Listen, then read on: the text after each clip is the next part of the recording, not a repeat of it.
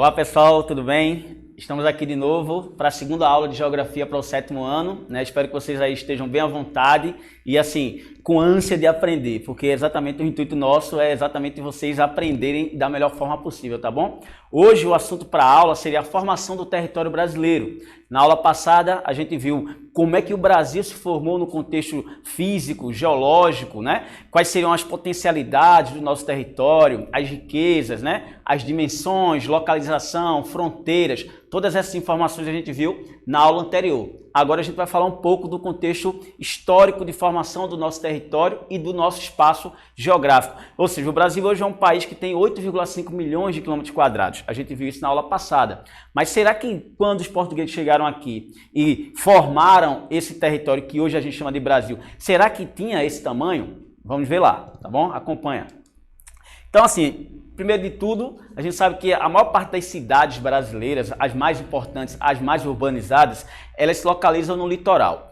A localização dessas cidades no litoral tem a ver com o processo histórico de ocupação com a colonização portuguesa, que se estabeleceu a princípio no litoral e foi formando vilas, povoados, né? E logicamente as cidades vão surgir nesse sentido. Lógico que existem cidades importantes no interior, mas o contexto geral é que a maior parte das cidades, né, mais urbanizadas, mais populosas, estão na faixa costeira do nosso território. A gente sabe também que a população brasileira, que é, né, a sexta maior do mundo, perdão, ela também ela vai se formar por uma mistura, né, de grupos étnicos distintos, sobretudo indígenas, portugueses e africanos. E, logicamente, a herança cultural desses povos a gente vai também conseguir visualizar nas aulas mais à frente, quando a gente tratar do tema população brasileira. Então, para a gente iniciar aqui, ó, quando os portugueses chegaram e aqui fundaram, vamos dizer assim, o que chama-se de Brasil hoje, né, o país chamado Brasil, o território brasileiro corresponderia aí a cerca de 35% do que ele é hoje, né? E a gente vai entender por quê nos próximos slides, mas vamos focar naquela questão que eu falei para vocês da ocupação do nosso território. Então perceba que essa faixa mais escura nos dois mapas representa exatamente as áreas mais urbanizadas, mais densamente povoadas. Então, ao passo que você vai adentrando o interior do nosso país, né, você vai perceber que existem mais vazios demográficos, ou seja, áreas que estão com a cor mais clara, que retratam áreas com baixa densidade demográfica. Então, essa grande concentração de população na faixa costeira, como eu falei, tem a ver com o contexto da ocupação e colonização portuguesa, tá? Bem, hoje o Brasil, com mais de 8,5 milhões de quilômetros quadrados, né, vai se formar, e aí, a princípio, o que a gente tinha, o Brasil, que hoje tem 8,5 milhões de quilômetros quadrados, ele, na verdade, foi forjado por vários acontecimentos, né? Ou seja, as atividades econômicas, sobretudo, que foram desenvolvidas desde a chegada dos portugueses até os dias atuais, foi responsável exatamente para que o Brasil fosse essa potência que é hoje, né? E a gente vai ver os fatores que colaboraram para isso, inclusive para a expansão do seu território. Aqui eu coloquei um mapa para a gente identificar as principais rotas de expansão marítimo-comercial, ou simplesmente grandes navegações, realizadas pelos povos europeus de um modo geral, tá? E aí você tem, logicamente, uma rota também que vai, né, ser associada ao nosso território, tá? Lembra, a expansão marítimo-comercial ou grandes navegações foi um marco importantíssimo para a mudança no comportamento econômico e social da população mundial, tá bom? Foi a partir daí que muitos estudiosos afirmam que o processo de globalização vai se iniciar, exatamente porque você vai ter o contato de vários povos de vários lugares do mundo, onde você vai ter a possibilidade de ter acesso a mercadorias que você não poderia produzir, né, no caso, em seu território, tá bom? Bem, tudo começou exatamente em 1500, com a chegada dos colonizadores, e a primeira forma de organização do nosso território foi baseada nas capitanias hereditárias, tá? É importante salientar que a gente vai ter, em 1494, a assinatura de um tratado entre portugueses e espanhóis. Esse tratado, chamado Tratado de Tordesilhas, ele basicamente dividia as terras do continente americano entre portugueses e espanhóis. Logicamente, outros países europeus como a Inglaterra, a França, não acharam interessante, não gostaram dessa ideia, mas como foram os portugueses e espanhóis que se lançaram primeiro nessas aventuras marítimas, automaticamente ficou até o contexto atual, onde você tem, por exemplo, o território brasileiro, né, ele sendo aí, né, ocupado ao longo dos mais de 500 anos aí pelos portugueses, tá? Então a gente vai ter basicamente uma situação que é o seguinte: o Tratado de Tordesilhas dizia que a 370 léguas da ilha de Cabo Verde, as terras que fossem para leste dessa linha, chamada linha do Tratado de Tordesilhas, pertenceria a Portugal. E as terras a oeste dessa linha pertenceriam à Espanha. Perceba que essa divisão ela foi bem desigual, né? O território que o Portugal ficou responsável foi um território muito pequeno comparado a outros territórios do continente americano. Isso, por exemplo, é interessante quando a gente fala da língua oficial dos países. Percebam que países como Argentina, Chile, Uruguai, Paraguai, Bolívia, todos eles falam espanhol, né? É uma língua que foi exatamente trazida pelos espanhóis que aqui ocuparam o território americano. Já o Brasil, que foi colonizado pelos portugueses, a língua oficial é o português, tá? Então você tem essa questão. Aqui a gente tem o seguinte: ao passo que o território americano foi dividido entre portugueses e espanhóis, a parte do território que ficou sob o domínio português foi fatiado em territórios, né, menores, que a gente chama de capitanias hereditárias. E essas capitanias hereditárias foi a primeira forma de organização, né, política administrativa do nosso país, tá? Desde lá, logicamente, ocorreram muitas mudanças e a configuração do nosso território já não é mais essa, né, que vocês veem aí com base nas capitanias hereditárias. E aí, o que é que vai acontecer? A gente aqui vai abordar agora uma temática que vai falar, ao longo do tempo, do século XVI, XVII, XVIII até os dias atuais, como é que aconteceu essa mudança na configuração do nosso espaço geográfico, como é que ele se expandiu, quais foram os fatores, né, ou motivos que fizeram com que o Brasil, que antes tinha, né, quase 3 milhões de quilômetros quadrados pautados no contexto do Tratado de Tordesilhas, passou a ter, né, mais de 8 milhões de quilômetros quadrados. Então veja só, a ocupação, como a gente sabe, ocorreu no litoral, pelo contexto histórico. E a primeira forma de exploração que ocorreu no nosso país foi a exploração do pau-brasil, que era uma madeira bastante valiosa na época, no final do século XV e século XVI, que era utilizada, né, para tingir tecido, por exemplo, lá na Europa. Aí a gente vai ter, um pouco depois, o contexto do cultivo de cana-de-açúcar, que vai basicamente ocupar grandes faixas das áreas litorâneas, né? O estado de Pernambuco, por exemplo, e a cidade de Vitória de Santo Antão, por exemplo, tem aí, né, os seus canaviais, tem as suas áreas de cultivo de cana-de-açúcar ainda, embora que outras atividades também passem também a fazer parte do nosso espaço, né? Mas a cana-de-açúcar ela ainda é muito forte. A atividade canavieira em Pernambuco é uma das mais importantes e que gera parte do PIB, né, que seria o Produto Interno Bruto, que basicamente consiste nas riquezas que o país produz ou que um determinado lugar produz, e parte do PIB do nosso estado tem a ver exatamente com a produção de cana-de-açúcar, tá? E, logicamente, a ocupação das primeiras terras indígenas. A gente vai ter as missões que vão se constituir em várias partes do nosso território, que consistiam basicamente num processo no qual índios iriam ser catequizados, né, por padres jesuítas. E, logicamente, ao passo que essas missões vão sendo criadas em nosso território, vai também colaborar para o processo de ocupação, né, de terras que até então não eram ocupadas, tá? Bem, as bandeiras e as entradas. Nesse contexto de expansão do nosso território, né, para além das linhas do Tratado de Tordesilhas, eu só voltar aqui para vocês focar numa situação. Veja que a linha aqui do Tratado de Tordesilhas demarca o território brasileiro. O que tem aqui não era do Brasil até então, tá? E aí a gente vai chegar na questão das bandeiras e das entradas, que seriam expedições, tá, que foram realizadas para várias finalidades, mas sobretudo a busca de metais preciosos, ouro, prata e capturas de índios que poderiam ser realizadas, né, nesse contexto, e logicamente a demarcação de novos territórios para serem explorados. Então as entradas basicamente consistiam em expedições organizadas pela coroa portuguesa, então eram expedições oficiais, tá? Já as bandeiras não, eram expedições particulares, então a pessoa que tinha, né, uma condição financeira, tinha dinheiro, contratava, né, alguns homens e se embrenhavam, né, no território adentro para procurar, né, exatamente esses recursos que eu mencionei, ouro, prata e também capturar índio para ser utilizado como escravo nos canaviais, né, que eu mencionei anteriormente, tá bom? Bem, aí nesse sentido, aqui a gente tem um mapa que mostra algumas das rotas, né, percorridas por esses bandeirantes. E aí preste atenção no detalhe. Aqui está a linha do Tratado de Tordesilhas e veja como, né, as linhas demonstram como foi importante essas expedições para que portugueses passassem a ocupar territórios que na prática não eram deles, eram da Espanha, tá? Então veja que aqui, ó, as setinhas vão indicar essa ocupação ou esse percurso feito, né, por essas missões, né, que ocorreram em nosso território, tá? Bem, aqui essa imagem está até mais interessante, eu botei com esse intuito mesmo. Ó. Você tem exatamente as setinhas em vermelho que demonstram, né, os territórios percorridos por esses, né, bandeirantes. Né, essas expedições foram de fato extremamente relevantes para o Brasil, né, ser o que é hoje em termos de extensão territorial, né, e tudo mais. Tá?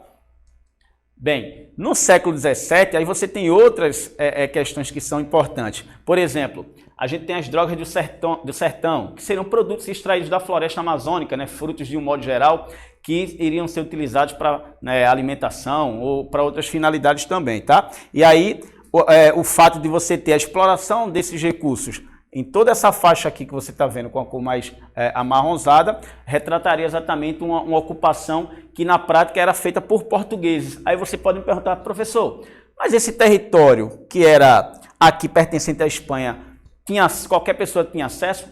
Não, pensa o seguinte, hoje é muito difícil você organizar e administrar um território tão grande como é o nosso país, né? Agora imagina isso há mais de 400 anos atrás. Então, ninguém tinha interesse, de repente, né, para assim, explorar, adentrar esses territórios inexplorados até então. Então, significa dizer que não existia fiscalização, tá? Por isso mesmo é que os bandeirantes puderam realizar tais atividades e também outros, né, que iriam em busca desses elementos extraídos da floresta, esses recursos extraídos da floresta. Uma outra atividade econômica importante que foi a pecuária, ela vai ser imprescindível para o contexto da ocupação do interior do nosso país. No caso, o exemplo que a gente pode citar é o Rio São Francisco. O Rio São Francisco, né, que corta aí vários estados da região Nordeste, mas nasce em Minas Gerais, na Serra da Canastra, ele foi um rio muito importante para o contexto da ocupação do interior da região Nordeste. Vocês sabem, como eu falei, a ocupação ocorreu primeiramente no litoral, mas o litoral, por ser ocupado primeiro, ele passou a ter uma grande demanda por produtos, né? Alimentação e etc.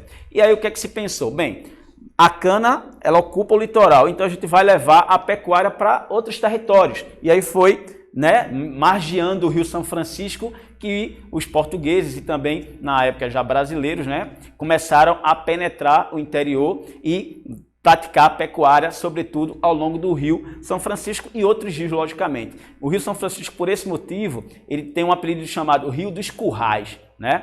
O Velho Chico também, tá? Então não esquecer. De um modo geral, a gente vai ter aqui a pecuária sendo muito importante para também a expansão da ocupação do nosso país no contexto do interior, tá?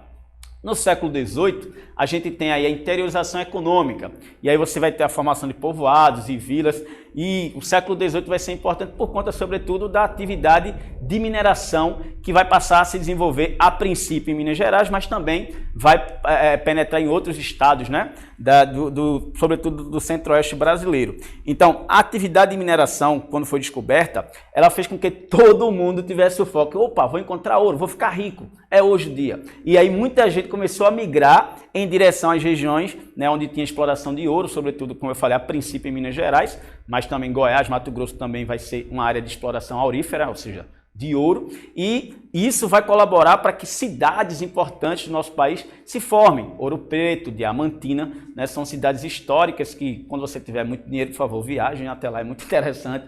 Eu, por exemplo, nunca fui, mas pretendo ir a Ouro Preto qualquer dia, por exemplo, tá? Então você tem a formação de várias cidades que vai estar atrelado, sobretudo, a essa atividade de mineração desenvolvida, né, no interior do nosso país, e aí você tem um mapa que retrata aí, né, a mineração com a cor rosa, né? Então percebam aí as áreas de exploração e como ela foi importante, como eu falei, para você ter essa interiorização do nosso país. Como assim, professor? Interiorização. É porque a gente viu no princípio que o litoral era exatamente onde tinha ocupação. Porém, depois você vai ter a entrada para partes mais interioranas, ou seja, para a parte mais central do nosso país, e aí você tem a mineração colaborando de forma decisiva para esse contexto, tá?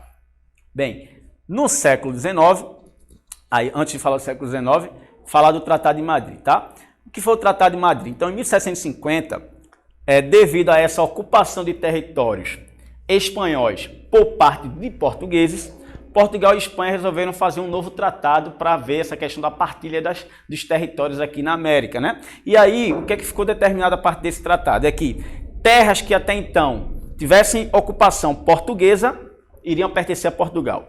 Terras que estavam sendo ocupadas por espanhóis pertenceriam à Espanha. Então, esse novo tratado, assinado em 1750, modifica completamente o Tratado de Tordesilhas, né? Lembra, ó, essa parte aqui mais escura retrataria o Tratado de Tordesilhas.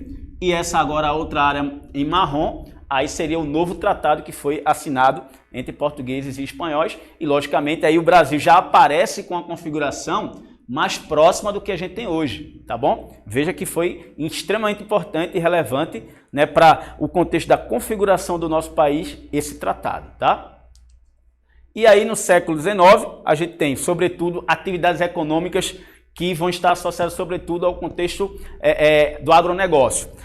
A gente tem o cacau, tá? Um produto que, por exemplo, cultivado em larga escala no sul da Bahia, numa região de clima extremamente úmido, né, que chove bastante, e essas condições climáticas desse ambiente lá na Bahia favorecem muito o desenvolvimento da atividade de produção de cacau, e o cacau, como vocês sabem, é uma matéria-prima importantíssima para um período que passou, né, alguns dias atrás aí, que foi a Páscoa, embora a gente não tenha comido tanto chocolate esse ano, né? E o café é um produto extremamente comum, né, para qualquer pessoa. Você pode até não gostar do café, mas ele está presente lá, inclusive na cesta básica, né? Então, o café, que vem de uma planta, logicamente, ele é de origem africana, tá? E, por acaso, esse produto foi trazido para cá mediante as grandes navegações. Passou a ser cultivado em territórios, né, pelo Brasil afora, mas, a princípio, o Vale, uma região lá em São Paulo e no Rio de Janeiro, foi onde você tem essa produção de café, né, começando, sendo iniciada. E aí você tem o Vale do Paraíba, na região sudeste, que seria o rio, né, que corta uma determinada parcela do espaço lá no sudeste, onde você vai ter lá condições ambientais de solo, de relevo e de clima que favoreceu e muito ao desenvolvimento da atividade cafeeira, que é uma das mais importantes do Brasil. O Brasil está entre os maiores produtores e exportadores de café do mundo. Se liga nessa, o Brasil é fera em todas as atividades.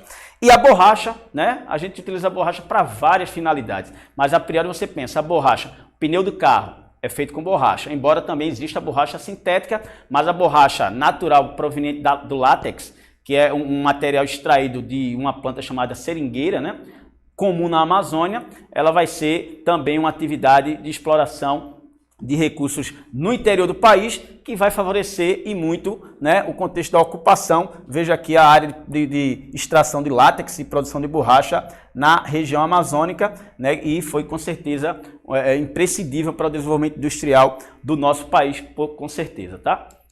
Bem, e aí eu trouxe uma imagem de um mapa, né, um mapa aí que foi produzido entre 1774 e 1815, na verdade, a configuração do território brasileiro e de algumas colônias na América do Sul, né, tinham essa configuração nesse período, e aí perceba, né, que é aquela configuração semelhante ao que a gente tinha anteriormente. Mas detalhe, tem um pedacinho aqui faltando, né? Esse pedacinho faltando corresponderia ao território do Acre.